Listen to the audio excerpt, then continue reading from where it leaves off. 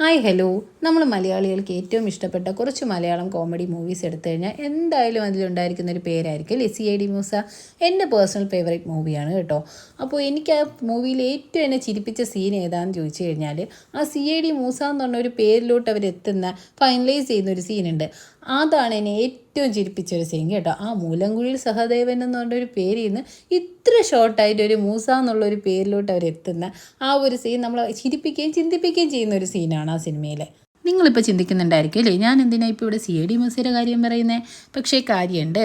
അവിടെ CID മൂസ എന്നുള്ളത് ഒരു യുണീക്ക് നെയിം കണ്ടുപിടിച്ചപ്പോൾ നമുക്കും കണ്ടുപിടിക്കേണ്ടേ ഒരു യുണീക്ക് നെയിം നമ്മുടെ ബ്രാൻഡിന്. അതെ, ഞാനും അപ്പോൾ അങ്ങനെ ഒരു സെർച്ചിലായിരുന്നു. എങ്ങനെയായിരിക്കണം ഒരു യുണീക്ക് നെയിം കണ്ടുപിടിക്കുക, നമുക്ക് ആരും കേട്ടിട്ടില്ലാത്ത, അധികം ഫെമിലിയർ അല്ലാത്ത, നമുക്കൊരു യുണീക്കായിട്ടുള്ള ഒരു നെയിം. അപ്പോൾ ആ ഒരു യുണീക്ക് നെയിമിൻ്റെ ബ്രാൻഡിനെ കൊണ്ടുവരാനായിട്ട് എൻ്റെ മോളുടെയും എൻ്റെയും എൻ്റെ ഹസ്ബൻഡിൻ്റെയും പേരിൽ നിന്ന് രണ്ട് ലെറ്റേഴ്സ് എടുത്തിട്ടുണ്ടായിരുന്നേ. അതിഥിയുടെ HIയും ഗോപികയുടെ KAയും ശരത്തിൻ്റെ RAയും. അങ്ങനെ ഞാൻ ഫോം ചെയ്തൊരു 6 ലെറ്റർ വേർഡാണ് ഇഹാര. ഇഹാര എന്ന് പറഞ്ഞ വേർഡിൻ്റെ മീനിങ് എന്ന് വെച്ചാൽ പ്രകാശം എന്നാണ് കേട്ടോ. എൻ്റെ ഒരു ജീവിതത്തിൽ ഞാൻ ആദ്യമായിട്ട് തുടങ്ങുന്ന ഒരു ഇനിഷ്യേറ്റീവാണ് ഈ ഒരു ബ്രാൻഡ്.